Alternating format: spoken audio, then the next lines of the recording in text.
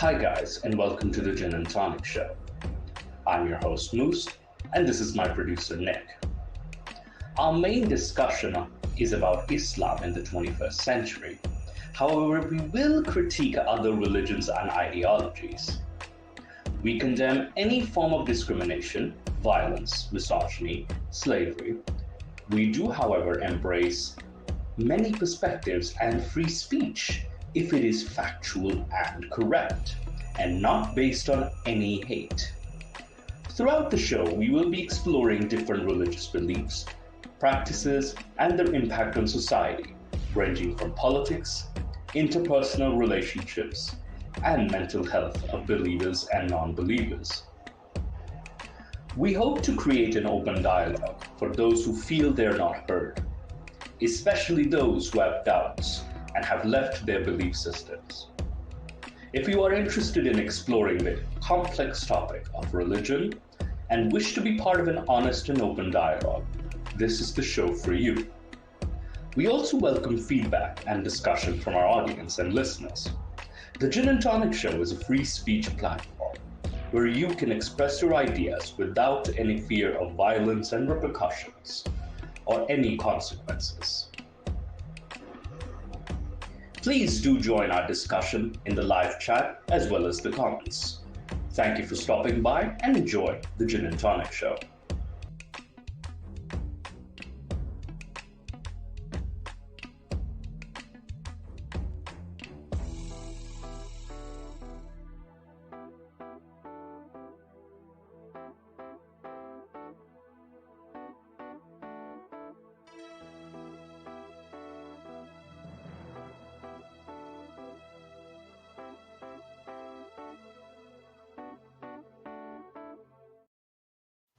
Good evening and welcome to the Gin and Tonic Show. I'm your host, Moose, and I'm not joined by a Gin, but this time I'm joined by a Shaitan. Shaitan, explain yourself. Who are you? Why are you here? I am Moose's lover. Hey, no, we're not lovers. I'm not even associated with you.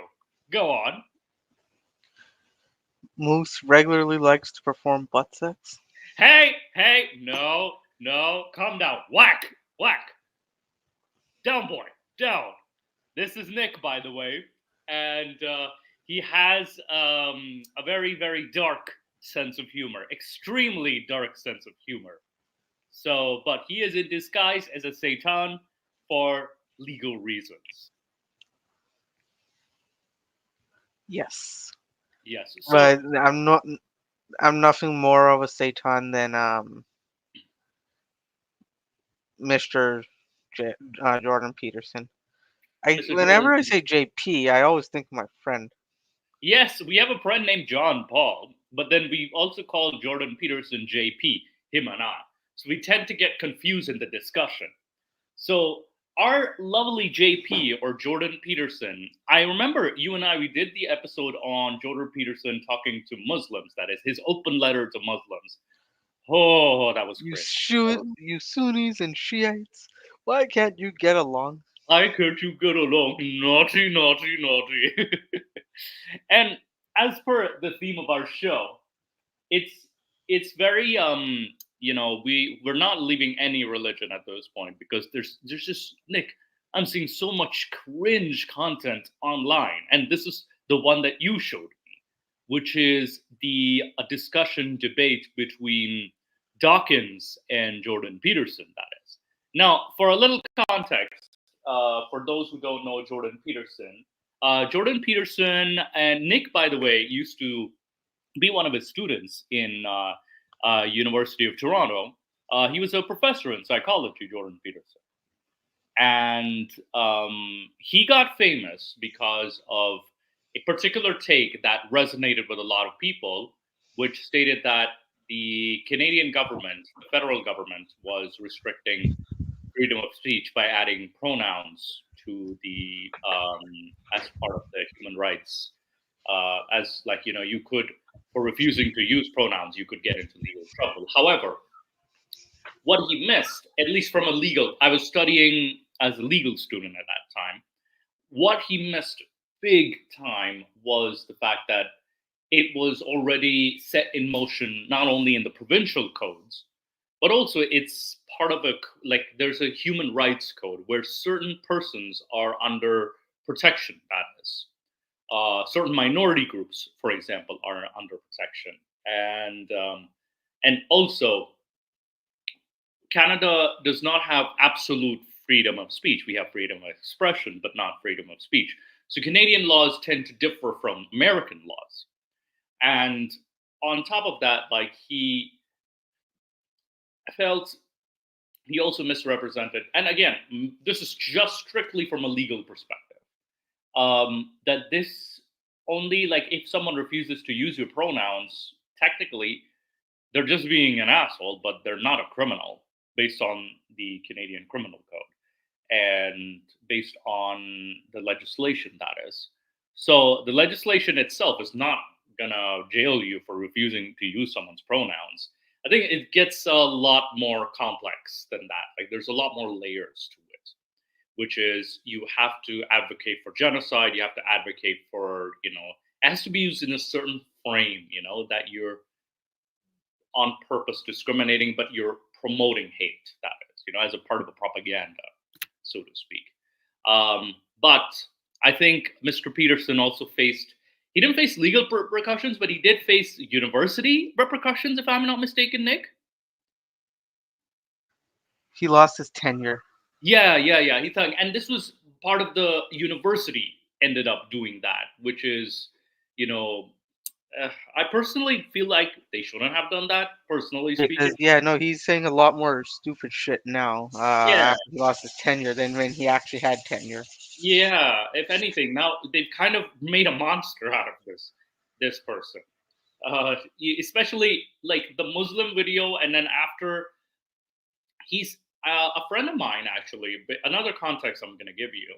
A friend of mine who was atheist, ex-Christian, that is, he said that he has a feeling that Jordan Peterson is secretly a Christian, and and weirdly enough, he's turning out to be right, because I used to think that may not be the case, but I guess it's because he's grown up amongst Christians. He kind of knows how they talk, so he did have that. I'll give him some credit. He kind of saw it coming. Just having my sip of tea, and let's talk about Richard Dawkins now.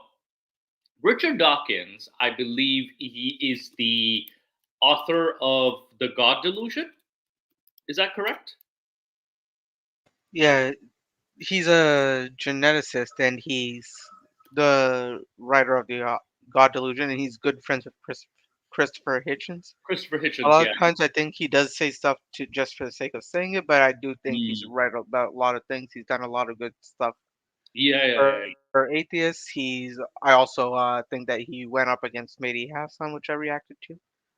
Yeah. I remember he went up against Mehdi Hassan, and I found Mehdi Hassan to be a complete lunatic at times, and he's definitely called out Mehdi Hassan on his ridiculous beliefs, and even recently with Mehdi Hassan, funny enough, he was arguing with this guy, and it feels like Mehdi Hassan wants someone to say something offensive to him so he can react to it. That's the feeling I get from Mehdi Hassan. But anyway, that's we'll react to a Mehdi Hassan video in the future. We have so much that has happened in the past few weeks. So Richard Dawkins, also one of the more famous atheists, that is, and a lot of people love to dish on him for creating ex-Muslims, but in reality, Muslims leave Islam because of the Quran. They don't necessarily know about Dawkins as much as they know about their own religion. So, and I've been accused of following Dawkins and Hitchens as prophets. And I'm like, I don't know these guys personally. I read your Quran, I read your Hadith, I read your rulings. That's how I became an ex-Muslim. That's why I left Islam. That has nothing to do with Dawkins. If anything, when I read Dawkins' God Delusion, I read the first few chapters, and he does have a very poignant point in terms of a majority of the conflicts around the world, be it Israel, Palestine, India, Pakistan, the Irish and the English. He gave a few other examples that I forget. The Iran issue. He said that had religion been removed from this, a lot of these issues would disappear completely. And in other words, he said it in his words, but I feel like this was a very, very, very crucial point. Like, it doesn't solve all the problems if you remove religion from the mix, but it does solve a good chunk of the problems, you know? So this is Alex, by the way. I think he's one of the his channel. It's called Alex O'Connor. Yeah. So he is the host. He's the I think he was called like the modified skeptic or something like that. But anyway, Alex, I feel bad for him for already because he's in the middle of this debate. But let's continue. Let's start. Which Professor Dawkins has asked quite directly, Yeah. that we still haven't really heard an answer for. Okay. When Professor Dawkins asking about the virgin birth, you started talking about metaphor, you started talking about myth. I think anybody listening to this conversation will understand that maybe a society that doesn't believe in the virgin birth won't work. Maybe that's the predictive power that you're talking about. Okay, so yeah, he's talking about the virgin birth, and specifically, this is Mary, mother of Jesus, that is. And especially, like, a lot of people doubt that this virgin birth even happened. But I think you must understand that when Professor Dawkins is asking you, do you believe that Jesus was born of a virgin? He means something like a biological fact. And by the way, saying I don't know, or saying, I'm not qualified to comment, is an answer to that question. But is that your answer, that you don't know? I said earlier, and I would hold to this, is that there are elements of the text that I don't know that I'm incapable of fully He already doesn't have an answer to this. That's pretty much admitting it. accounting for. I can't account for what the fundamental reality and significance of the notion of the resurrection is. My knowledge just ends. Sure, but I know that whatever happened as a consequence of the origination and the promotion of the Christian story was powerful enough to bring Rome to its knees and Yeah, go ahead. He's already like rambling on when Alex asked him, "Can you give a yes or no answer?" Yeah, it's a very yes or no question, and already he's like, "Oh, my knowledge stops," and then he rambles on. Because I think this is a sign that he's kind of stuck. And by the way, I apologize for Jordan Peterson fans if we sound biased. I apologize. Mr. Peterson, I did the same bullshit in your fucking class when I had to meet the word count for your essays. How long did he ask you to write this essay? How many words did he have to do? It's the year one psychology class, Moose. It was 1,500 words, 2,000 words. 2,000. But and even then, like, this is, and you know what's funny though? In when I was taking my paralegal certification and studying law, you know what the professors actually told us? They said that we don't give a crap about your word count. We want a straight answer. Just answer the damn question. And legit, they gave us 20 marks, literally, just for answering that friggin' question. It's bizarre. Because and especially, like, by the way, Seitan, are you surprised by that fact? That you get 20 marks for just saying the answer? I had a professor that gave us a mark for writing our name, so. But yeah, in the legal field, or especially, I know I bring up the legal field, but if you were to bring evidence to the court of law, for example, you have to answer the question straight if you're getting something judged for. And if you ramble on like this, the judge and the other counsel is going to interfere and be like, okay, buddy, we're asking for something very specific. So yeah, man's already rambling on. But yeah, let's see what so far he said that his knowledge stops. That's all I get from a bunch of words. Demolish the pagan enterprise. So there's some power in that story, that pagan enterprise. So there's some power. The Christian story was powerful enough to bring Rome to its knees and demolish the pagan enterprise. Okay, first of all, it did not demolish the pagan enterprise. If anything, pagans continued. And not only that, the resurrection story it wasn't just the resurrection story. It was Constantine becoming a Christian. Constantine, when an emperor becomes of a particular religion, and this happens with Islam, this happens with Hinduism, this happened with Buddhism. If the ruler becomes a particular faith in the past, majority people are practically expected to convert. A good example of that, let's not take a Middle Eastern based religion. Let's look at the Khmer Empire. Yes. The Khmer king actually became a Buddhist and became anti-war when war was what funded all his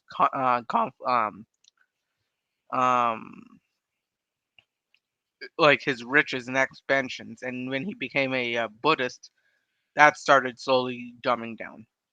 Yeah, I think there's also Ashoka as well too. Yeah. He's called Ashoka the Great, who converted to Buddhism as well.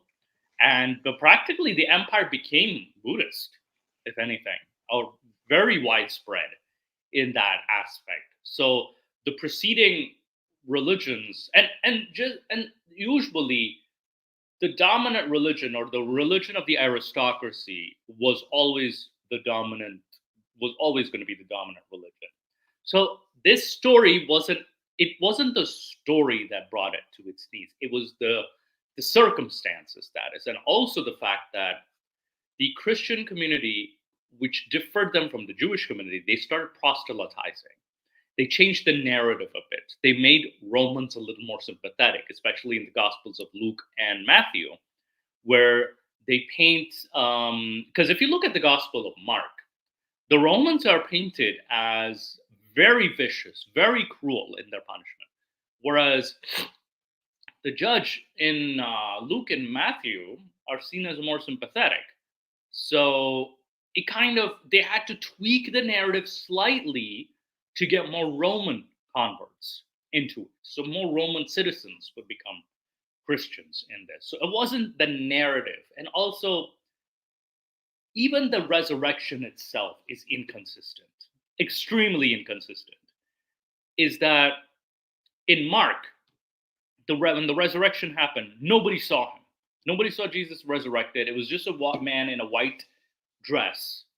And he tells the three women, and the three women leave and never tell anybody. At 16, Mark 16:8, it ends. Even though there are other future writers who add to Mark, but it technically ended at 16:8. Even biblical scholars admit this fact. So the very first earliest gospel admits it ended in a cliffhanger. But the other two, Luke, Matthew, and even John, show this phenomenal story of him appearing after he died. So, if anything, like this, the story was fabricated at this point. It seems like it was fabricated, and you don't need a resurrection story for Christianity to spread, because even with Islam, did it need a resurrection story to spread? I don't think so. It just needed a uniting figure. The existence But of Hinduism. forgive me if I'm wrong. Yeah. But what differentiates Islam and Christianity, or at least what they say as what corrupted the Bible there, is the involvement of the resurrection, because Islam doesn't believe in the resurrection. Right? Exactly, and that's a great point. Islam has the opposite narrative. How the hell did they succeed then? So, Mr. Peterson's logic, it's like when he says, "Oh, it brought the pagans down to their knees." And I know you hate Dr. Peterson here, but let's give him the respect and actually refer to him by his actual credential there. Is it professor? He's a doctor, yeah. Oh, he's a doctor. Okay, doctor. Yeah, he has his PhD and actually worked as a professor. Yeah, he has done his doctorate. Yeah. I don't want it to. If anyone is a Dr. Peterson fan, I don't want it to come off as we're trying to openly show him disrespect without point. I just want to be careful and actually refer to him by his actual credentials, so we're giving respect to that. Yeah. All right, let's continue with what he wants to say. So there's some power in that story that's remarkable. Let's stick to the virgin birth. Yes. Yeah. Well, the virgin birth results from a mistranslation of Isaiah. You know that. Whoa. Okay. I love how Dawkins brought him back to the virgin birth. Like, he kind of dragged him back to the discussion. The focus of the discussion was the virgin birth. And I actually nearly forgot about this. This was a mistranslation of Isaiah. Given the context is that the author of Matthew mistranslated the verse in Isaiah, and the virgin could have also meant young woman in that aspect. Young woman and virgin, the Greek language did not have an alternative word for the Hebrew. So I think Paulogia is another channel who does a better explanation of this. And on top of that, the author of Matthew, the Gospel of Matthew, that is, he tries his best to tie Jesus to a prophecy in Isaiah, which technically already happened. Because either I think it was Samson that's the prophecy talking about, or another prophet that already happened. So this is where the disconnect comes in the entire Christian story falls apart here. Like these sorts of questions. What would you say? He's stuck. They don't strike me as they're not getting to the point. I know that. Buddy, he literally tried to get you to the point. He's not getting to the point. It has a purpose. Yes. Well, and look, I understand that there's perfect reasons to debate this. I know that, and I know that your question is more than valid, but it's beside the issue as far as I'm concerned, and it's partly because what the actual fuck? It is the issue. What are you talking about? That was the main question. Yeah, the virgin birth is. He's like, oh, that is not the issue. It is the main fundamental issue. Is the virgin birth, and the virgin birth is not just in like there are entire two religions that believe in this virgin birth, both Christianity and Islam. So, well, when we started this conversation, I said, for example, that it appears to be the case that a description of the structure through which we see the world is a story. We see the world through a story. Okay, now he's just going on a different direction. Like, sure, we see the world through a different story, but buddy, get to the point. Like, he's not addressing the question. Story. And so that's a remarkable thing. That's a remarkable discovery, and it's emerged probably in the last... Sorry, what? Drastic made a comment. I saw Dawkins live last weekend. He's doing a tour in the UK. He was asked if during the interview with Jordan Peterson, he ever felt like he would never get that hour back. He said yes. Oh man. Like it's just you know. I don't have any words for that because I feel bad for Dawkins myself. For like this was like especially because Peterson could have wasted less time on rambling rather than getting to the actual point. This discussion could have been a lot shorter. Mr. Moose, who should I share my sorrows and pain to when my actual psychology professor took hours and hours upon my time for lectures? Again, hey, I was actually paying him for lectures, so I can't really talk shit, but... Yeah, it is laughing, but the whole crowd knew he did mean it. He said he didn't mean it. I mean, he's being nice. But, you know, yeah, and also he was your professor too, so I feel more bad for you, if anything. And I feel bad for the UTM, University of Toronto students, to be honest. Let's just continue with this. His rambling. 60 years in multiple disciplines, because we have to prioritize our facts. And so we prioritize our facts. 60 years in multiple disciplines. Just so you know, that's he is having health issues. Lots of health issues. Yeah. I do know that he's probably he's on this carnivore diet. He's trying to help with other medical issues. Oh no. It's why I don't. So I do know that it's why I want to attack the ideas that he's saying and not him as a person. just because I do know he's not in the best mental. He's not in the best frame of mind either. Yeah, but I want to listen to this one. Remarkable thing. That's a remarkable discovery, and it's60 years in multiple disciplines. That's a remarkable thing. That through which we see the world is a story. It's a story, okay. We see the world through a story, and so that's a remarkable thing. That's a remarkable discovery, and it's emerged probably in the last 60 years in multiple disciplines, because we have to prioritize our facts. Okay, you said one thing, but what the hell are you even on about? Like, I would have called him straight up. Okay, stop right there. What the hell are you even on about? Like, be specific. And now he's saying we have to prioritize our facts.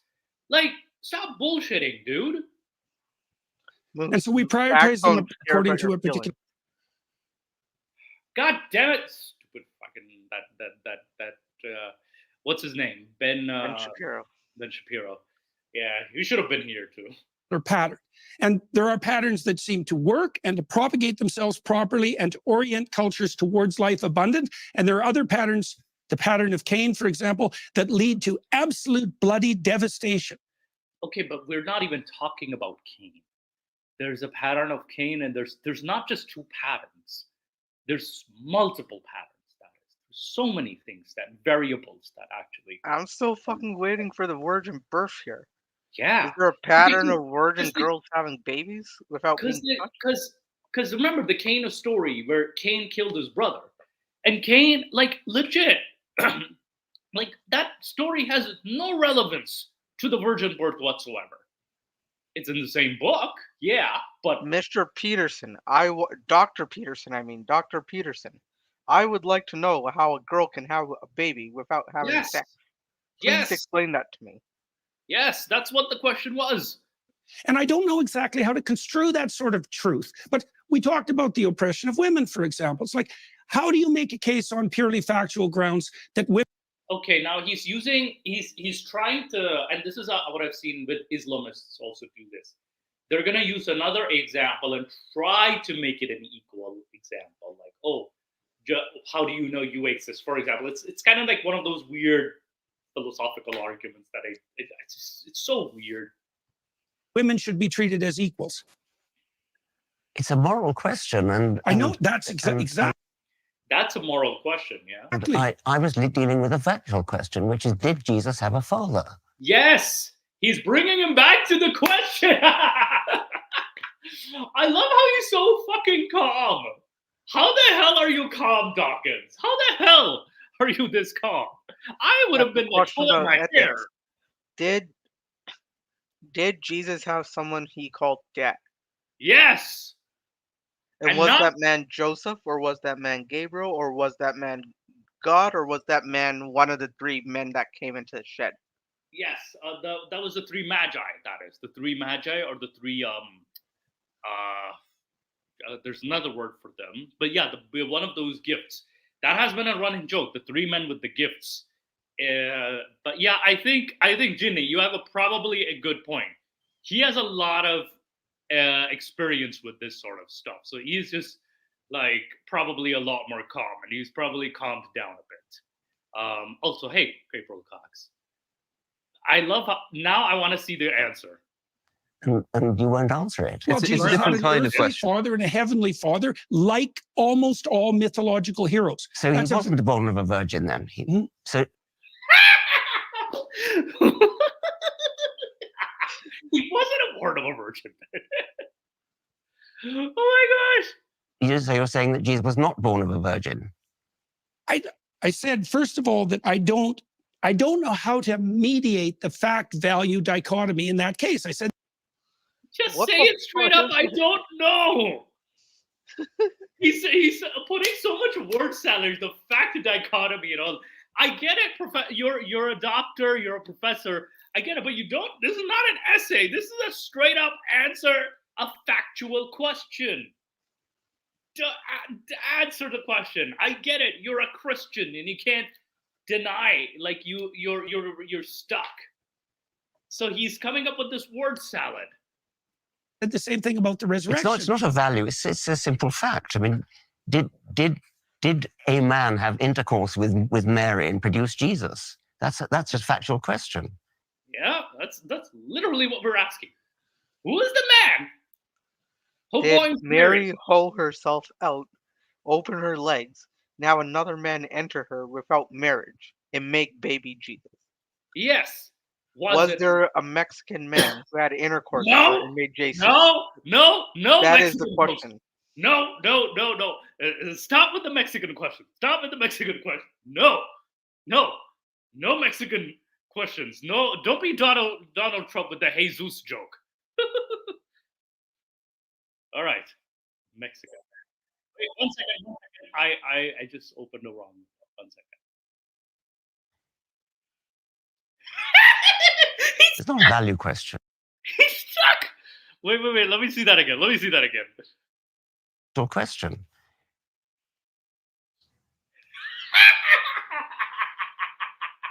I love it so much. Let me tell you. Let me ad-lib here. I wish upon Allah to give me the strength and power to answer this question.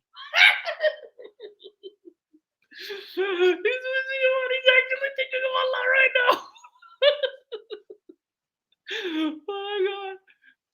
It's not a value question. It's not a value question, yeah? You must understand what you're being asked here. Oh, I'm just having too much fun with this. That even if you think that, say, the author of the biblical texts intended much more significance than a simple scientific analysis of events, Professor Dawkins is interested in scientific truth. That's the kind of truth that he's interested in. And even if you think it's irrelevant to the point of what the gospel authors were getting at, that first needs to be clarified before you can then begin actually uncovering what the stories are about. So I think Professor Dawkins is asking from a scientific perspective, and maybe you think that that scientific approach is wrong, but if you just take it for a moment, maybe this is how we find out that it is wrong. Let's take a scientific approach, ask the question, did this occur? I absolutely agree with this point that Drastic made. Yeah, like, it's the reason why all Dava people provide their Dava, or all religious people provide their Dava. Because they're not going to hate the camel urine drinking bullshit that they preach, because it's giving them hundreds of millions of dollars. And they're not gonna talk about the camel urine. They're not gonna talk about the weird, like, moon splitting, because, like, they'll even try to say these are scientific miracles, like the scientific miracles. I know we're diverting, but yeah. So those. Oh yeah, Peterson doesn't believe in any of this stuff, but he does know that he has a lot of theists who pay top dollar to have their beliefs valid, and he's not going to mess with that cash. Yeah, that's also a big motivator too. And the question is that, you know, he's trying to please an audience, and this is where he's stuck. At least when, you know, if you, like, when you don't have an audience to please, you're less likely to get stuck. But because he has an audience to please, he's going to get stuck. It's going to mess with his cash cow, which is a lot of Christians. And a lot of Christian channels even invite him to speak as well, too. So he's not going to mess with that. And I love how Alex clarified the question even further. He's like saying, let's just take that for a moment and look at the fact. Forget about the what do you call it, the mythology that is. Just look at the fact itself. But yeah, let's see his response. That it's inappropriate to use a question like that to attempt to undermine the validity of the entire. What would you say? Use a question like that to attempt to undermine this occur? I think that it's inappropriate to use a question like that to attempt to undermine the validity of the entire, what would you say, deep mythological enterprise. What the fuck? Why is it inappropriate? On what term? Mr. Peterson, are you getting offended by this question? I don't like your question. It's offensive. It's not a valid question. Okay, also, on top of that, didn't this guy hate people who were offended? Yeah. Like, didn't he hate SJWs and he labeled them as people who got offended? Like, why are you saying this is an offensive question? I thought you were like a bastion for free speech. What the fuck happened there? So this in itself is like what do you call it? He's trying. I think this is a tactic trying to evade. He's evading the question. I've had a similar discussion like this about the age of Aisha. That's one of the biggest questions, and there's this person who constantly avoided the question, was evading the question so much. Then he finally addressed it, and he did the typical Dawa stuff, but he would have never answered the question straight. But yeah, I find this very similar. Doing that. Suppose we were asking out of interest. Suppose that we were all here devout Christians, maybe even Jungian Christians, and we thought, this is interesting, over dinner. Do you think it really happened, like scientifically? Yeah. Dude, this could be even a regular conversation. It doesn't have to be an attack. It doesn't have to be an inappropriate question. Heck, I've had Muslim friends ask me, like, hey, do you think this really happened? Like this particular event happened? Or I've even had Christian friends who say that, hey, did Jesus actually get crucified? Based on, they ask me questions about the Muslim narrative as well. Did he actually get crucified? So these are questions you can even ask normally as well, too, as friends. Would your answer just be, I don't know? Yes. And you wouldn't... Finally! He doesn't say, I don't know. He says yes to the question. Finally! He says yes. By the way, Nick, I know sorry you've been quiet for a bit there. No, I was just going to say, remember when I sent you this video's link? I was like, Alex drills Jordan Peterson like he's trying to, like, he's a prosecutor trying to investigate. A banker, right? A very corrupt banker. And oh my gosh, he finally admitted it. And by the way, guys, I know I'm having a bit of a feel today with this. I was not even expecting this feel today. So Nick, you struck a gold mine right here. But yeah, let's continue with the response. Consider it, I mean, it's not an inappropriate question to ask just on a point of interest. Right. Did this really occur? And I think so often people are asking you that, and especially given the context of this conversation. I love how he says right to the, like, this is not an inappropriate question. Let's continue. We've heard everything that you're saying about metaphor and myth, but because the question is still then being asked, did it really happen? You know that that's what you're being asked. And the way you just so easily said yes, I wonder why you struggle to do that in so many other circumstances. Oh my gosh. By the way, sorry guys, I'm also heating my tea, but while I heat my tea in a bit, this is a very interesting point he brings up, is that,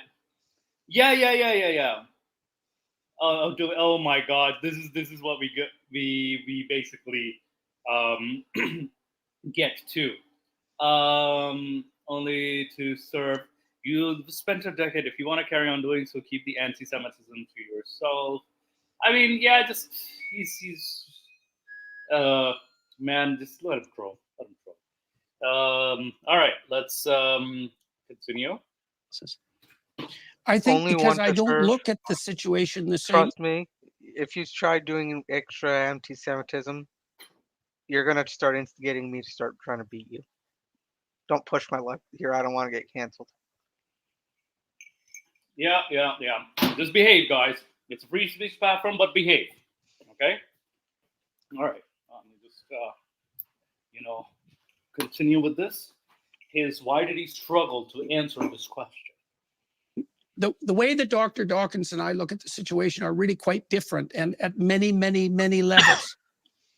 So even on the meme question, for example, like, I know the literature on the history of religious ideas. I see how these ideas have battled. Where are you going with this?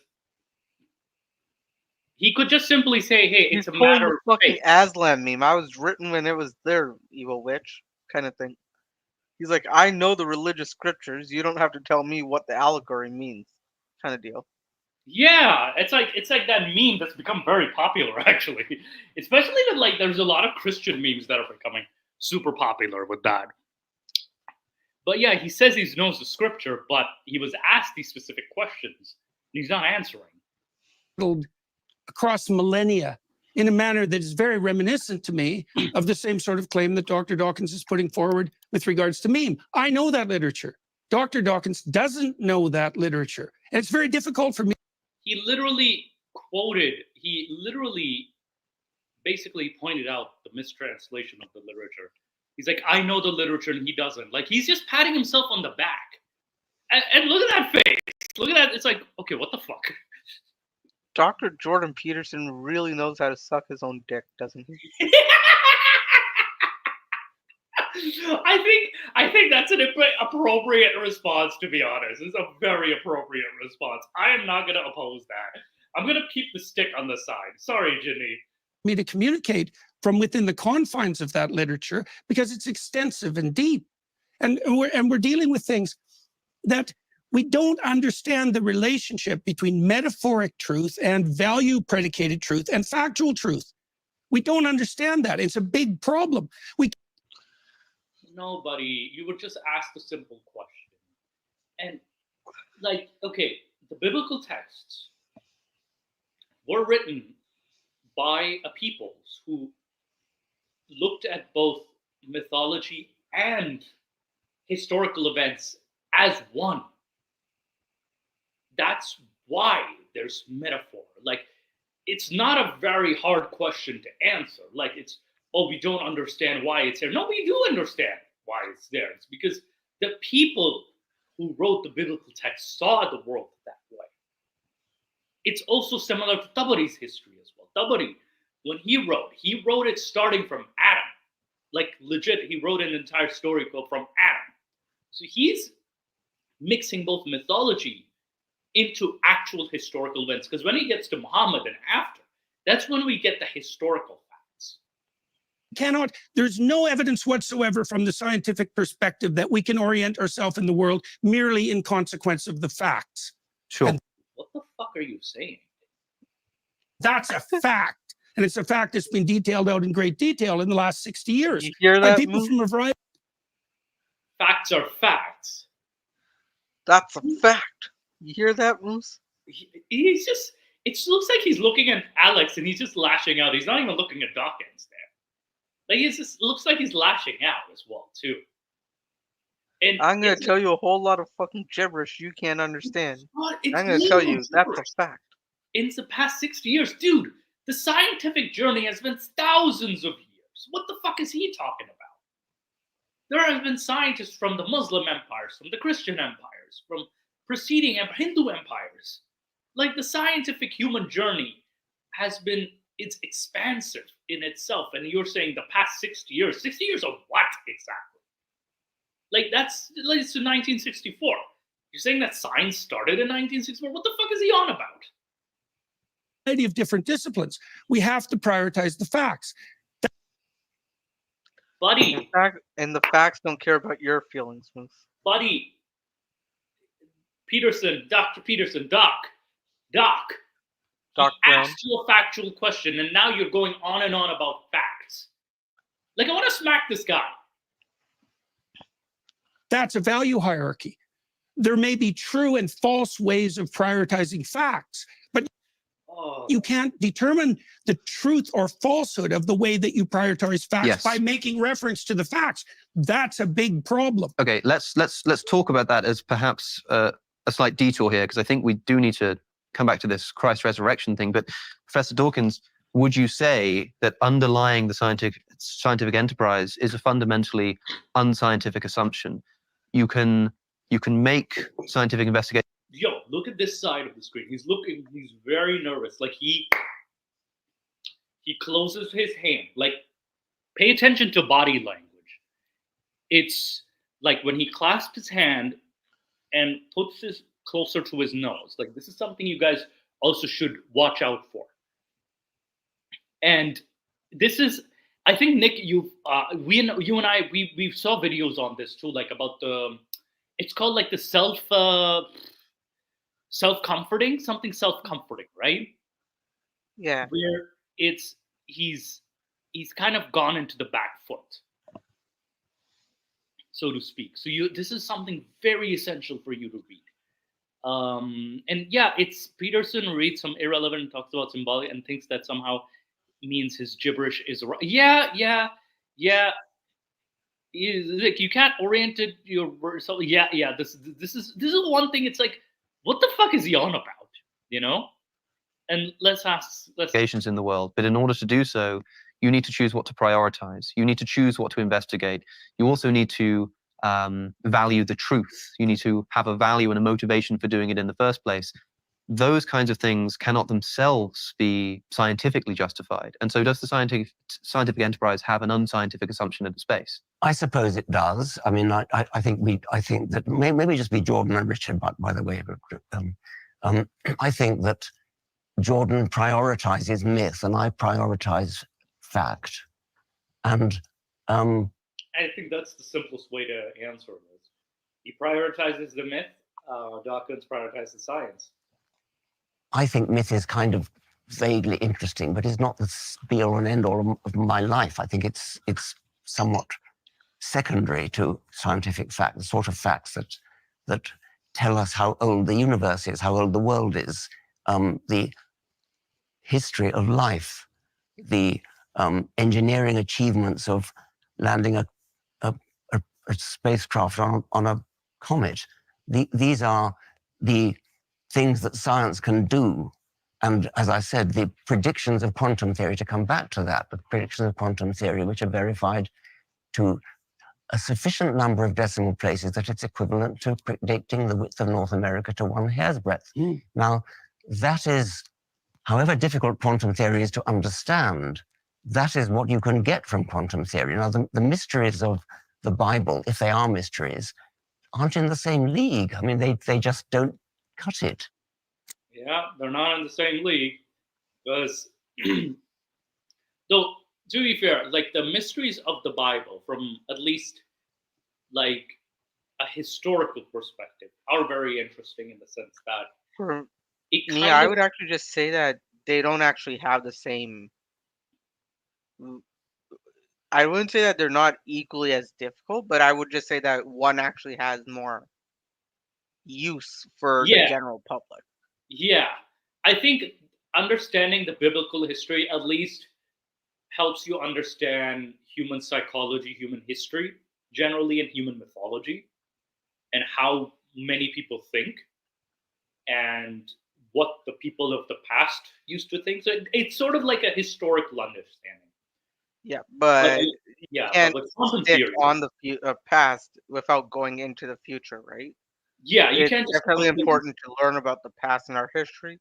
Yeah, but the ability to progress forward should outreach that. Yeah. So at least he has a point that, you know, they're definitely like, I wouldn't say they're not in the same league, but at the same time, I also feel like because they're such separate studies, right? And you can still get facts out of the Bible. You can still get facts out of the historical texts, in the sense that you can kind of like pinpoint why certain things happened. For even example, the introduction of the Satan character, for example, was because the monotheists themselves were having a hard time like understanding the world. Because if this singular God is the author of good, is he also the author of evil? And you'll see a lot of Christians say, oh, it's the devil is responsible for the horrible things that happen. It's a quick escape. So you kind of understand the source, where it comes from, both from the historical and from the scriptural sense. It's not a God speaking. It's just like you understand humans writing it. You are understanding the humans from different time periods, that is. And you understand the politics as well, too, like why they think the way they think today. So it helps understand fellow human beings as well, too. And yeah, that's, but yeah, in terms of like going to space, I think, yeah, Dawkins' fact is correct. Like quantum theory, getting a satellite to space, that's a completely different field. You need that. I'm not going to use the Bible or the Quran to go to space. No, that shit's not going to help me. It's definitely going to be like, science. See well, okay. So let me respond to that. So one of the things that I've tried to study is the preconditions for the scientific enterprise itself. You appeared to agree with Alex that there might be presumptions, axioms that need to be accepted. I don't want to put. Okay, he's adding presumptions. He didn't need to add the word axioms. He's adding these big words. Notice that he's adding big words. But this is Moose, I think I'll have to clarify there. I do think the word axioms does actually mean or is required when next to assumptions there. Axioms don't necessarily need to be solid fact, whereas an axiom is a proven fact. Right? Okay. Then I'm wrong. I'm wrong here. All right. Yeah. Put words in your mouth because I want to get this right before the scientific enterprise can begin. So I've tried to think those through. So let me lay out a couple of them. This is partly what I've done while trying to make the case, for example, that you're more of a Christian than you think you are.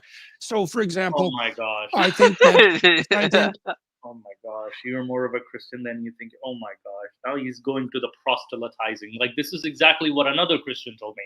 You're more Christian than you think. Oh, I think he's trying to like convert Richard Dawkins. Jesus, literally Jesus. Scientific enterprise is motivated by the axiomatic presumption that truth tends towards a unity. I think that it's predicated on the notion that there is a logical order that's intrinsic to the cosmos, that fundamental order is good, that it's intelligible to human beings, and that discovering that order and aligning ourselves with it makes for life more abundant. He's thinking a lot. But I do feel that, you know, but I'm trying to wait for the point. Think that the scientific enterprise is also predicated on the idea that the truth will set you free. And I think all of those axioms are religious and derived from the Judeo-Christian tradition. Oh my gosh. So would Buddhists not have those axioms? Idiot. What a fucking idiot. I'm sorry for my bad language, but what a fucking idiot. But yeah, the general principle, okay, yeah, like he does use a lot of unnecessarily verbose in the previous answers, especially. The preceding answers, he did use a lot of verbose. But yeah, man, this guy, like, did the Hindu philosophers, like from the Hindu times or the the Buddhist time or pre-Vedic times or the Indus Valley or the Persians, they did not need the Judeo-Christian script or the Judeo-Christian ideas to make their discoveries, nor did the Egyptians. Where the fuck is he coming up with this garbage from? Like, fuck, I want to throw my tea at him now. It's like, buddy, you're a scientist yourself. You're a doctor yourself. What the fuck are you saying? It's fucking... Sorry, Nick. But yeah, you had a take? Sorry, Nick? No, I was going to say, you know the best scientist in the world is Jesus Christ? Boy, I'm going to smack you with the shoe right here. All right, there's a tons of Hindus which will cover the same areas that Peterson won't have read. So he can say that with the confidence of ignorance. Yeah, it's the confidence of ignorance. And dude, does he not know how far the church in many instances held back science? Like, did he forget about the witch hunts? Did he forget about like the shit that Galileo had to go through? Fuck. And if you don't believe that, you have to account for why science emerged in Europe and nowhere else in the entire history of humanity. What the fuck? What about the Baghdad Bible? Or the Baghdad batteries? What about the What about Baghdad? The entire fucking library of Baghdad and Cairo and fucking Alexandria. What about? Yes. What the fuck were they doing in India with that? What's that solar temple that was like on that astronomy lab? Yeah. I remember. What about all their architecture in Cambodia to build that Hindu temple there? Yeah, not what only the that. Fuck is this guy talking about? Yeah, like I kid you not. Like this, when Europe was in the Dark Ages, the East, like India and the Middle East, was like there was so much happening in the scientific community in the Middle East. Albeit it's complicated, but you know the point is, science was there. For example, and why it's also why it's under assault from like all quarters now as that underlying metaphysic disappears. Like you haven't had to be concerned with the mythological substrate in your lifetime in some sense because it was intact. Yes. And so the universities could flourish and you had your freedom, remarkable. Buddy, the mythology did not grant him any freedom. I'm sorry, but like the freedom to go to a university, these come from laws. These come from human-made laws. Does not come from biblical mythology. Moose, you're wrong. It came from Jesus walking on water and coming out of a virgin. No, boy, I'm gonna smack you. Hello, Culture Jenny. Hello. Oh, hello, Jenny. Sorry for being a little bit late. We have finally conjured. I was trying to conjure a Jinny in this process, and we finally conjured him. Very well done. Yeah, I was kind of busy with things elsewhere, so I didn't heed the summon until now. Yes, but here I am.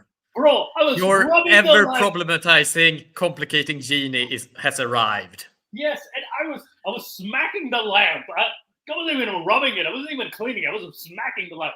Like, where are you, Jinny? Help me. In any case, to problematize this matter, I do think that there are actually certain arguments that Jordan Peterson could have made better. And I do think that there are, certain things in his argumentations where there are, at least small pebbles of truth or, small quantities of truth to what he is claiming, though not in the, as completely as he claims it. But, I would argue that you do have certain effects of metaphysical views on the world actually affecting the developments of civilizations.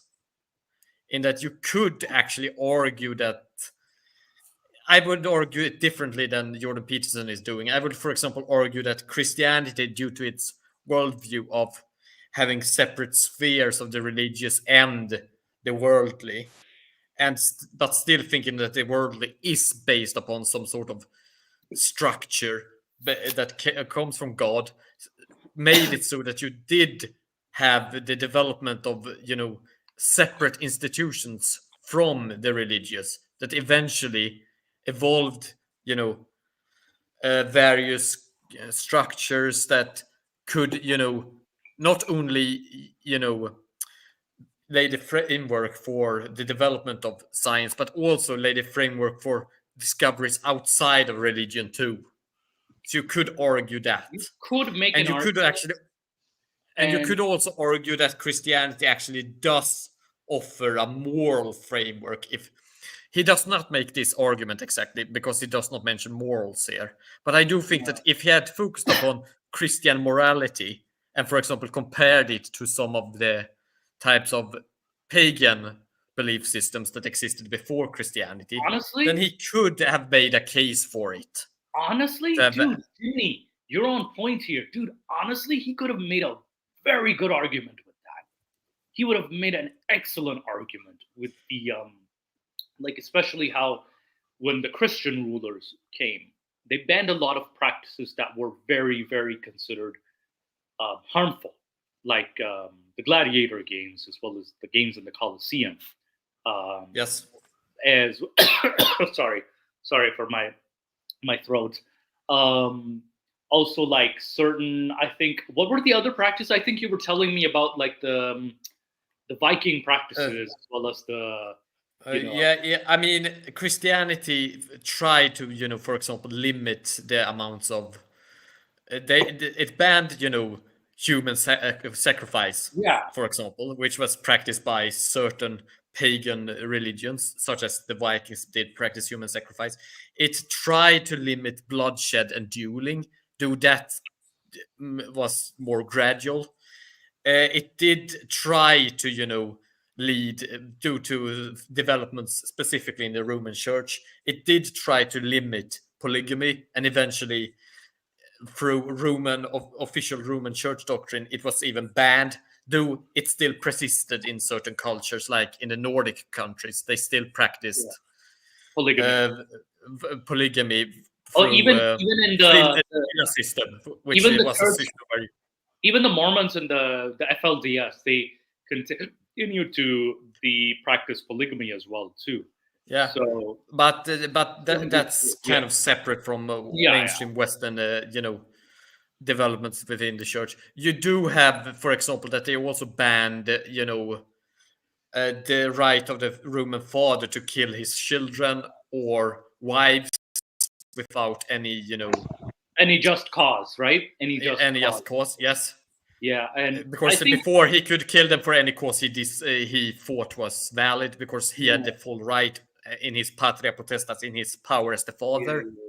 Because you had, you had a lot of practices which we would consider totally horrible, and that we do consider horrible because we are brought up in a context that is either influenced by Christianity or Islam or any of the Abrahamic faiths.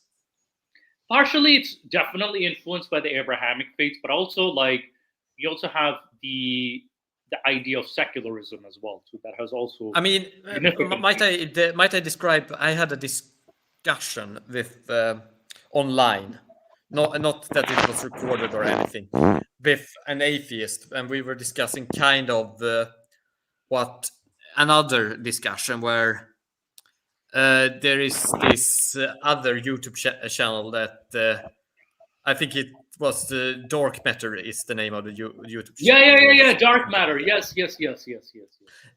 He was discussing William Lane Craig and William Lane Craig's justification for the genocide of the Canaanites. And it was kind of like, I didn't agree with Lane Craig, and I do not think that he made a good argument because he argued from divine command theory. Yeah. It was, but what I thought was a pretty disturbing there was his Dark Matter's defense of the Canaanite religion and their, practices, because one of the defenses he used there was like, look, this religion, they did all of these stuff. And then he referenced and some other Christian, Christian scholar that had said this too, and he said, "Oh, since he's saying that, this must be, just Christian propaganda." No, it isn't. The stuff that William Lane Craig actually described them doing, we do have archaeological findings. Especially recently, we have found a lot of stuff that indicates a lot of the stuff that were told about these people, as well as we do have, inscriptions from them that indicate that they actually did child sacrifices. They did do these very extreme sexual practices, which are also, alluded to, and a lot of this stuff that, to us would be completely insane. But it's kind of like, I think that when you try to, kind of argue that this culture, because it wasn't Christian, it was, kind of like it stands in opposition to the one that you are arguing against, like this Christian fundamentalist kind of man that William Lane Craig is. You kind of, get in this position where you begin to defend things that ought not be defended. Here's the thing. Or ought not be discussed in those terms if you are going to discuss it as an historic matter. Because either you do not moralize both, or you moralize both. No. I think where we're coming from is that there was multiple cultures, multiple secular, multiple cultures that influenced, not just the Christian or Jewish tradition. No. But what I'm saying is that what I'm trying to get here is that what he was trying to defend this, Canaanite religious culture against, kind of like in opposition to Christianity in his arguments here. Here comes Christianity, or not really Christianity, but it was about the Israelites here. Here comes the Israelites, and they begin. Listen. Here comes the Israelites and do this, kind of genocidal warfare and stuff. But And thus I feel I need to defend these people against what William Lane Craig is describing as a righteous cause here. But if you're going to do that and begin to moralize what the Israelites do, because it is kind of like used as a kind of moral argumentation for stuff today in the case of William Lane Craig, then you need also to moralize the other side and actually speak about and actually, talk about the fact that these people were as extreme as the Bible described them. But then you get into this very strange situation where you're beginning to moralize past peoples. But I think it's a very good to point out just this mess of moralization that happens here, because we need to realize that cultures that are not Abrahamic and that were in the far past were widely different from our current cultural understandings of the world, and that we are very much a product of various religious moral traditions, even if we do not believe in the religions, in the kind of physical truth claims of the religions. We are still actually a lot influenced by their moral claims. I mean, we're especially I can give the example of Ashoka, for example. He laid the groundwork for a very functioning society. Ashoka, he was a Buddhist, that is, and he doesn't get a lot of the Buddhist kings don't get enough credit, that is, and we kind of tend to give too much credit to the Judeo-Christian narrative, so to speak, because it's the dominant narrative. We also have Greek ideas as well too that did influence, especially the ancient Greek philosophies. I'm not saying that everything that we think of as moral. No, I know you're not. It's a lot of mixes from a lot of sources. A lot of mixes, but saying that because it's just because of that, I think that's where Jordan Peterson's coming from, and it's no, dude, it's too reductive. But I would still actually point out that we are very much in the Western world, and also even atheists in the Islamic world are very much influenced still by Abrahamic ideas about what is right and wrong. I mean, and partially because keep in mind a lot of the good and the bad also depended on who does it apply to, right? Does it apply to Israelite or non-Israelite, a believer or non-believer, right? So there was a lot of discrimination as well, a lot of discriminatory ideas that we had to break through due to the civil rights movement. I mean, I'm not saying that we didn't also get influenced with a lot of things that we have later discarded because we came to the view that these things are bad. All right, I'm not saying that we do not have those things as well. What I'm saying is that what I'm saying is that if you were, for example, brought up in Assyria, in a culture shaped by the Assyrian war god of Ashur, then you would not have a problem with mass genocide, mass killings, taking skulls of enemies, and a lot of that stuff, even if you didn't believe in the god. Oh yeah. Because it would have been that normalized. But but because you have grown up in a culture that says that murder isn't, or killing just to glorify killing isn't the way to do things. You think that is still horrible, even with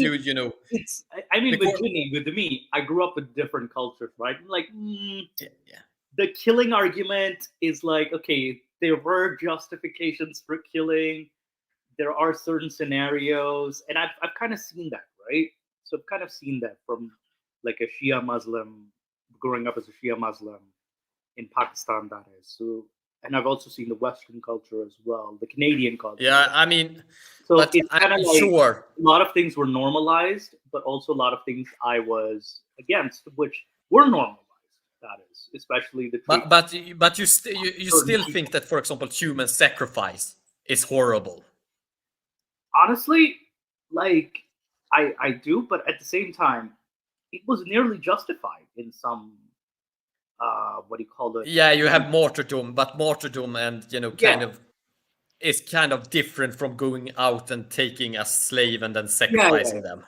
Yeah, and even if you do not You had also the normalization of like the idea that the slavery was still there, or like, you know, so there's many different perspectives that like I didn't necessarily agree with. Like, sure, the environment influences you, but also like it wasn't necessarily just the religious ideas, but it was also like outside of the religion as well, to the ideas. Sure.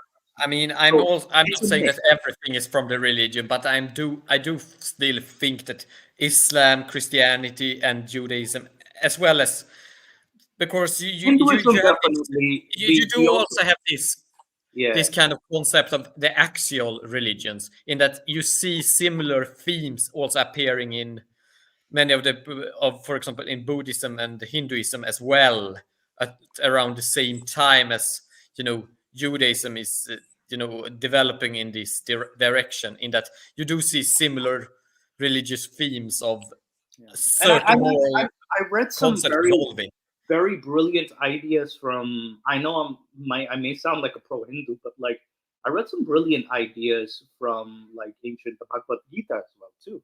So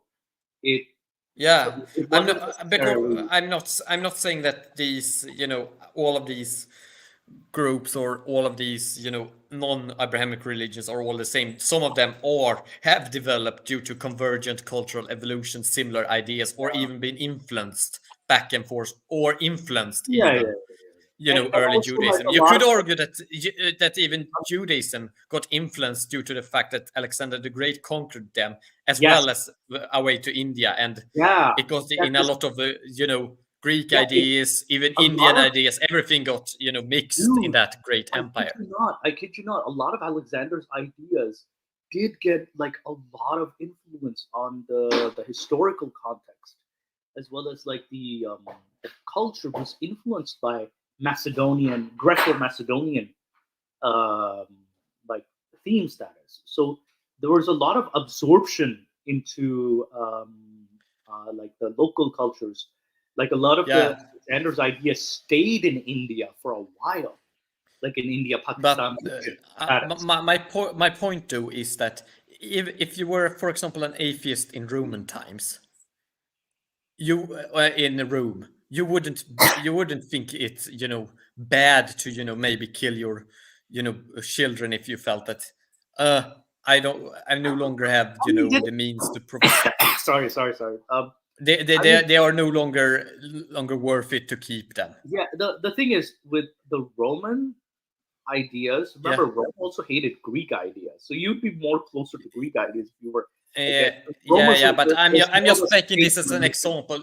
As an example, that continued even later to a certain extent, even after the Rome got very Hellenized. But I mean, but it stopped with Christianity. But my entire point here is kind of that when it comes to various cultures that are non-Christian, especially various ancient cultures, I think it's important to study them and understand how different they were in thinking, because it really brings home that even if you're an atheist in the Western world or in the Islamic world, you are a product partially of that religious environment's moral principles. You'll always be a product of your environment, for sure, and the culture you're brought up. Yes. And sorry, I've derailed this a lot, but I think that if Jordan Peterson had said that we are, in many regards, still the product of Christianity, and in that way we are partially Christians, I think he would have had a much better argument. Yeah. I think he was probably thinking that, but I think he missed the point. Let's continue. Freedom to pursue your scientific enterprise wherever you wanted, and people lauded you for it. Okay, also the so-called freedoms also came from, like, there were a lot of class issues as well, a lot of legal procedures that had developed over the years, and we had to put religions on a leash to an extent to let people, because a lot of religions then started to restrict free thinking. So like that time is that time is threatened, and seriously so. And I think it's partly because these metaphysical assumptions have now become questionable. And oh my God, no, that time is not Yeah, threatened. might I add something about this metaphysical consideration? Yeah, because yeah, he's yeah. pointing now towards postmodernism, and that is a philosophical development that isn't Yeah. as unified as he usually portrays it. There are a lot of different philosophies within postmodernism. Some are just a bit skeptical about how we can get to the truth, if we can even get there. Some are completely denying truth as anything that actually exists at all. Some say that the reality is just a construction that we are creating ourselves. Some say that reality exists, but we have to go through several hoops to get to the truth about reality. Some philosophies within postmodernism even thinks that when we speak about truth, we are like Derrida. He speaks about several different types of truth. Some where truth is entirely subjective. Some where there are objective truth. Some where the objective truth exists, but they exist in various versions of them. There isn't one truth. There are several truths that are actually objectively right, but are contradictory at the same time. For example, he gives the example of if you do the root of 9, then you can either get -3 or 3. Both are correct objectively, but they are also contradictory with each other. For example, in math. Yeah. And he makes a lot of examples of when we are speaking about truth, we aren't actually speaking about one matter being truth, but several. So you have that sort of stuff here. If I remember him correctly, it was a long time, or I might even confuse him with someone else now that I think about it. But he does make I think it was him. But there are a lot of different types of postmodernism, but even those that I disagree with completely because they are kind of like rejecting any sort of objective reality.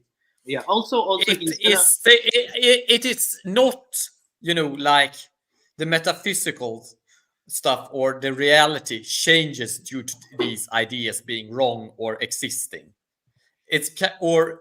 We can't actually argue for a better way of viewing the world in the absence of Christianity. It's kind of the only argument he can make is that once Christianity existed, these philosophies might have taken that place, but that does not make Christianity right. Yeah. That just makes it that these ideas have maybe replaced Christianity, and it doesn't mean that Christianity was right. It just means that it has maybe been replaced. There's a correlation. Remember, in statistics, we call correlation, right? Yeah. Correlation does not necessarily mean causation. Exactly. So it's a correlation of history. Maybe we could have gone a different direction, but we could have maybe ended up in the same place with another religion, that is. And keep in mind, there were not just one Christianity. There were several Christianities that emerged like a supernova. There's just and also... idea. And it's kind of the same thing. If he criticizes these very subjective or relativistic type of postmodernism, which he argues is destroying, for example, the universities and elsewhere. Even if you agree with that, that does not mean that that is the only alternative that exists, because he kind of makes this sort of false dichotomous argument between that and some sort of going back to Christianity. We can go forward with new ideas, with other alternatives as well. Yeah, and I think, by the way, Drastic made a really funny comment. I'm sure he'll blame the witch hunts on the postmodern. Oh my gosh. Oh my gosh. Just bring up... to be fair to him, I don't think he would ever go that far, though. I know, he's not going to go there because it is so embarrassing. The witch hunts? Oh, that's gonna destroy him and his audience. they are a good example of when Christianity becomes extreme. It went too far. Yeah, also, there's like, what do you call it? By the way, Mulhid al-Islam. Shame on you guys sitting here while Zakir Naik of Tib in Nabuika. Okay, listen. On a future video, I'm actually we're discussing, there's the plan. I want to discuss Zakir Naik in the next episode. What do you call it? That's going to be a oh my non-existent God, that is going to be sure. Who used the expression "a hell of a show"? Yeah. By the way, I'm gonna have to do a lot of translations. Oh my God! No. We're not naming it the Jordan Tonic Show. No. Calm down, all of you. All right. I actually like that name, but I actually have to agree with Drastic here. Boy, no. Just because you're a student of Jordan Peterson does not make you a Jordan Tonic. You're still gin and tonic. All right? You're a product of gin and tonic. And I provided the genie part. You're the genie part. You're the tonic part. Actually, you're Satan. Anyway, let's continue with this. That's part of the reason that I'm attending to them. It's not because I don't admire the accuracy of quantum prediction, for example, or celebrate what Musk is doing with his capability of sending rockets to Mars. It's like more power to the technological enterprise. But you know what's happening in the universities? It's awful. And that's... Oh no, he's going there again. Like, oh, well, you know what's happening in the universities? It's awful. Okay. Oh, I hate when it is, but it does not, mean that Christianity is right. Yeah, it does not mean Christianity is right. It's also not relevant to the subject matter that they're talking about, what's happening in the universities. And also, literally, it's not all universities, because University of Toronto, like the way he exaggerates what happened in the University of Toronto. I have a genuine question. Did they say, I agree with Elon Musk, but these thoughts and universities need Jesus Christ? That's what he said. That's pretty much what he says. These universities need Jesus. Dude, I kid you not. There's so many Jesus kids in the university. Has he not seen those Jesus clubs? Oh my fuck. Like, oh man. I can't comment on this since I'm not, familiar with Canadian universities. Yeah, like the Jesus clubs. And this is he complains about the universities in Canada being like uber liberal, but they're very conservative compared to the United States and other places in comparison. It's just you went to Brock. You went to Brock University. It's in Niagara. It's in Hicksville. Come down to U of T and I'll show you the fucking communists that run around here. Yeah, well, I've also been to like York, right? You and I have also been to York as well. Yeah, York is also the place where the pee-pee poo-poo man was considered a hero. All right. Who is the pee-pee poo-poo man again? You don't know the pee-pee poo-poo man? Wait. Who was that? There was a guy who'd build up shit in a bucket drastic and then throw it at measures students. Oh no! Comment. Moose. How do I forget? Moose. Yeah. Moose. Highlight drastic measures' latest comment. I'm looking forward to Peterson finally opening up his own mega church. Oh no! No! Yay! All hell, Jordan Peterson, our savior, our revered reverend, our bishop that will lead us to the light. No, calm down, all of you, calm down. Like, this is gonna I'm be just joking, but horrible. he will mix religion with psychology. He will mix religion, and then he'll start preaching to Muslims. Maybe like, you Shias and Sunnis, you just stop fighting with each other. And I'm like, dude, there's Shias and Sunnis who get married to each other. What are you talking about? Oh my god! Like it was so bad. But yeah, let's continue. That's not a scientific They'll do readings problem. from Dostoevsky as well. That's just the next comment. They'll do readings from Dostoevsky as well. No, yes, they will. Yes, they will. This is going to be the most depressed church on the planet. This church is going to be so fucking depressed. It would be hilarious to see, though. Hypothetically. Holy fuck, they're going to be depressed as fuck. They're being more depressed than the regular church. What are you talking about? This would be like Calvinism in extreme. Oh my gosh! You know the Calvinists that preach that God has already decided who is saved or not. Yeah. It's very similar to the Puritans. Yeah. Like God's already decided, so it doesn't matter. Oh my gosh! But you need to bear it. You need to bear the responsibility because it's your calling, that is such an existential crisis on its own. Like, it's going to be an existential crisis, walking existential crisis. Like, what is happening? Yeah, okay. I agree about that. Okay. I think it's an interesting question why science emerged in Europe. I mean, and I'm not enough of a historian to know. It is even possible that Christianity did have something to do with that, and I wouldn't categorically deny that. But that doesn't in any way increase my trust in the validity of Christian propositions like the resurrection, the virgin birth, the miracles, and Jesus is the Son of God. Christianity may have had some kind of historical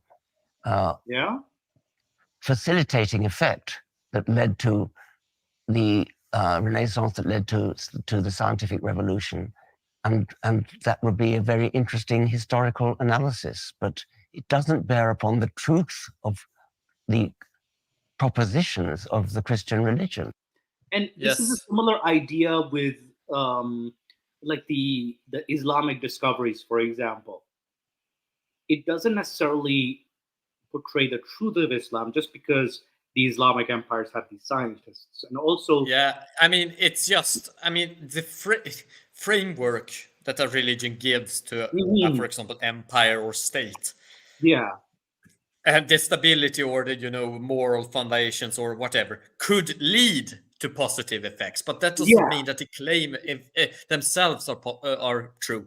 For example, I usually give this example of when I was young, I was told by a lot of older people to not go to the river because in that river was a creature known as Näcken.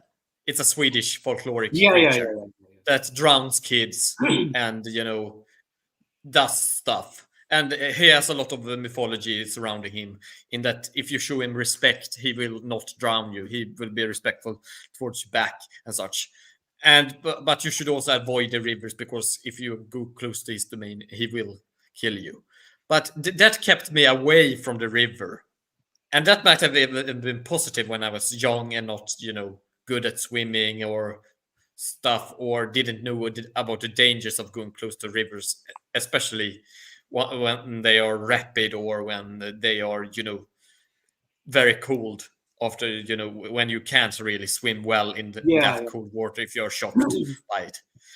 I mean, that could have, kept me away, hypothetically, away from the river as a kid, and thus served a purpose of, a result that was good of keeping me away from a dangerous situation. But that doesn't mean that the tale itself was true.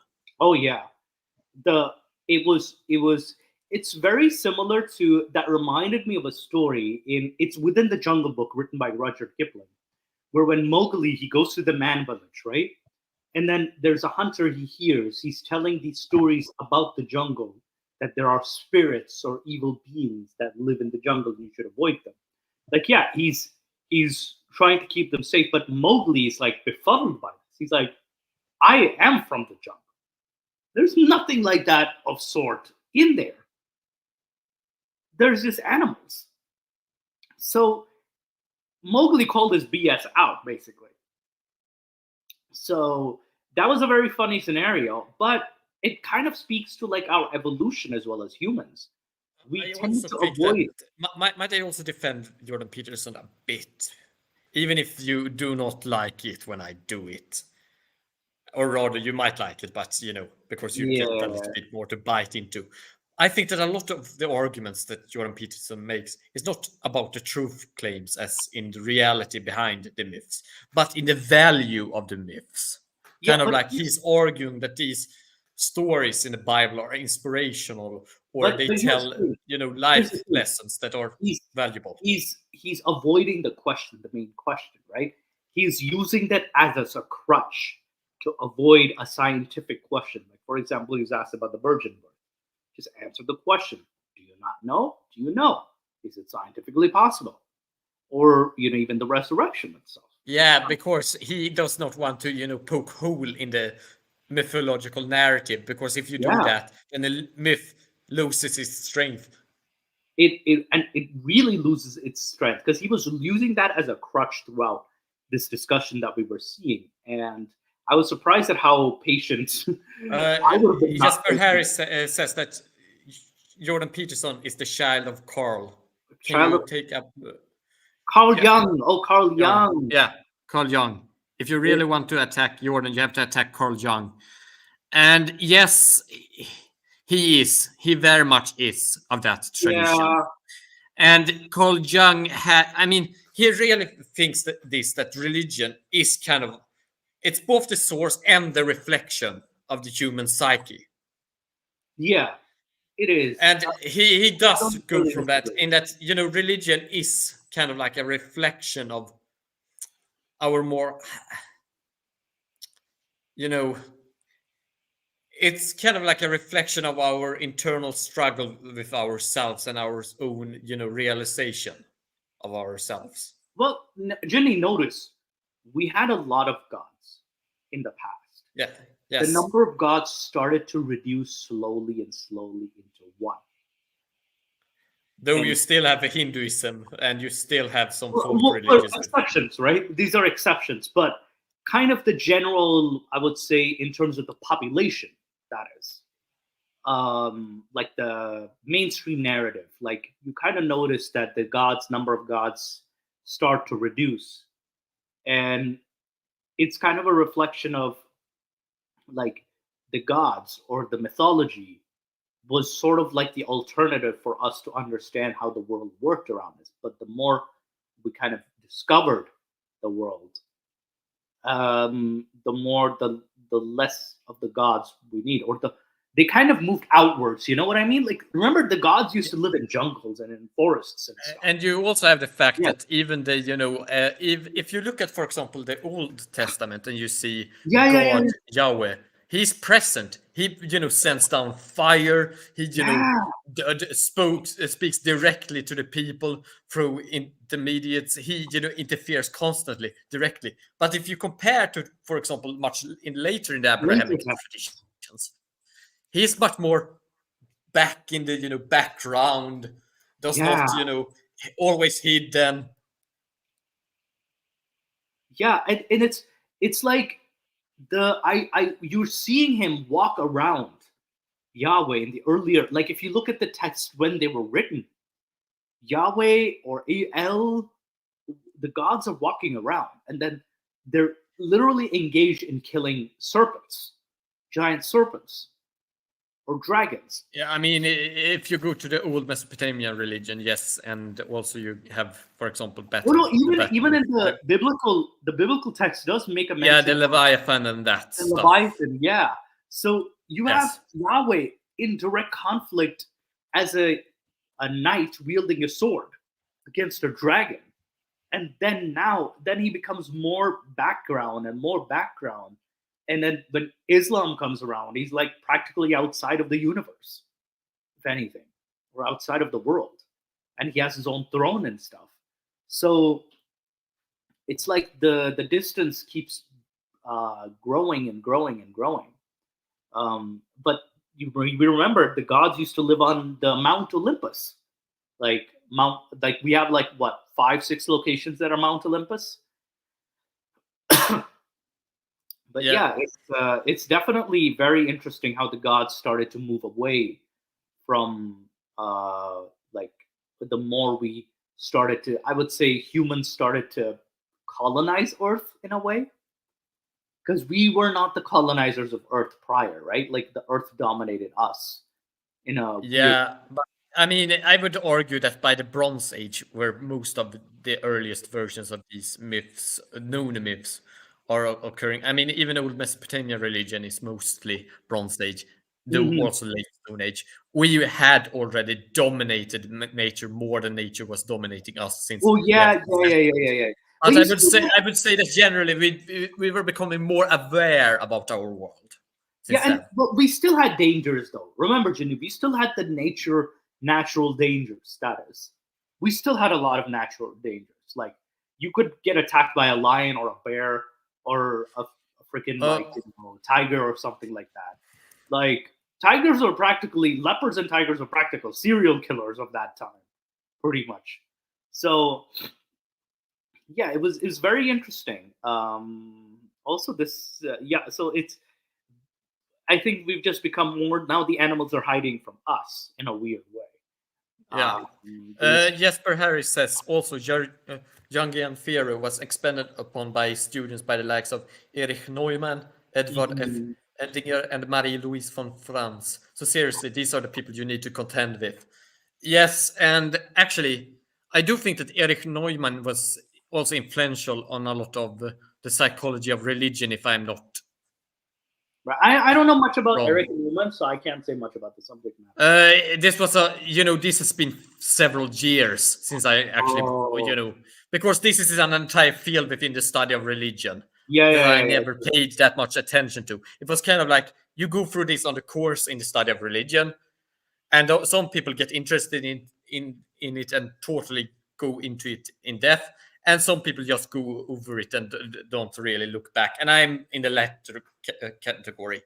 And I just kind of like got the introduction into this, and then I asked. It's other things that I'm more interested in when it comes to religion. Yeah, no, absolutely. So, but there does exist very interesting, psychological aspects of religion for those people that are interested in that stuff. Also, like, what do you call it?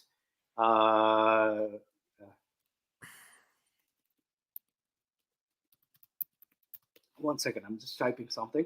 Anyway, by the way, we are pretty much done. We were pretty fast. We're done with this video. Next week, I wanted to advertise. Either it's going to be next week or the week after. I'll keep you guys on the loop. There's two topics I want to cover. Zakir Naik in Pakistan and Muhammad bin Qasim when he first came to India. So these are the two distinct topics. I wonder if we can cover it in one, or I think we should keep them separate. You guys think we should keep them separate, right? Next time I will not be able to attend at all. Yeah. Oh yeah? Like, are you busy next week? Not this time that is coming now, this next week, but the next one I'm going to be busy. Okay. Yeah, not a problem. Not a problem. You can still like watch the videos of whenever you can if you are free to pop in. Again, my apologies, guys. Life has taken over. Seitan over here had a film to complete. He was shooting a film. I'm doing some events. And yeah, Ginny has also been busy as well too. So yeah, I've been. Real life has taken a toll on us all and demanded our attention. We're gonna try our best to like keep going. Again, because these are two topics, Ginny, Nick, and I were kind of discussing. Zakir Naik, I just wanted to discuss, like, kind of react to Zakir Naik's tour of Pakistan, but I'll have to translate a lot of this to you guys because he's mostly speaking in Urdu. So there's going to be a lot of context also have to be given. So I'll have to prep for that. And also, there's another interesting topic we want to talk about.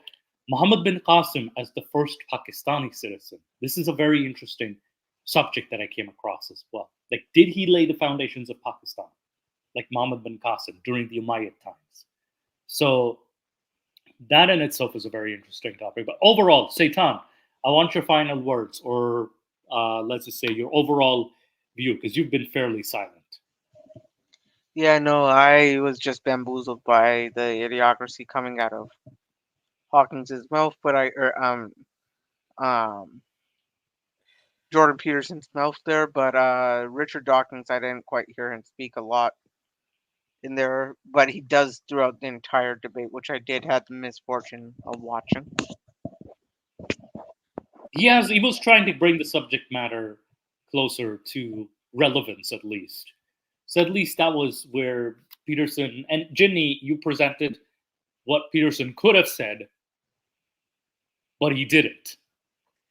I also kind of presented what I think he was trying to get at, but I think he didn't deliver in a good way. Properly. Yeah, he didn't deliver it, and also he wasn't answering the question properly. Like, you just have to stay relevant to the subject. I mean, the problem with Jordan Peterson is that he kind of works with these ideal types, these mythical ideal constructions, and kind of like he's more focused upon what does this faith lead to than is the faith true. Yeah, So he's kind of like trying to argue for like these myths' value, as in their positive value. The thing is, someone's asking for a truth statement, right? And he's not fit for that discussion at all. Like, he practically got exposed here in a way. It's like, buddy, answer the question, Answer the question. Like, just say no, let's move on. We could have wasted less time on you trying to use these arguments as a crutch and trying to shield yourself. He could have said, the important thing isn't actually if the myth is true or if these religious beliefs are true. The important thing is, do they lead to something good? Do they lead to something that we desire? If he had just done that, he could have done that. Honestly, like, yeah, he wasn't able to even do that effectively, because Alex and Peterson called him out on, Alex also called him out, like, okay, we're trying to just ask about the validity of the statement, the validity of the virgin birth, for example, or the resurrection. So, but he wasn't able to answer that. I mean, anyway, Mithra P. Satari here has said, "What do you mean by what? What do you mean by do?" Wait, did I guess right? That is kind of like his style in order to kind of avoid answering. It is evasive. It is his style of evading things. But it's also, I do think it's partially because he also wants to get kind of like, when he speaks to someone, he wants, like any psychologist, he probably wants to get a grip on who he's speaking to. How does he react? And also, it's like, Jordan Peterson has a cash cow. He's not gonna give a middle finger. That's true too.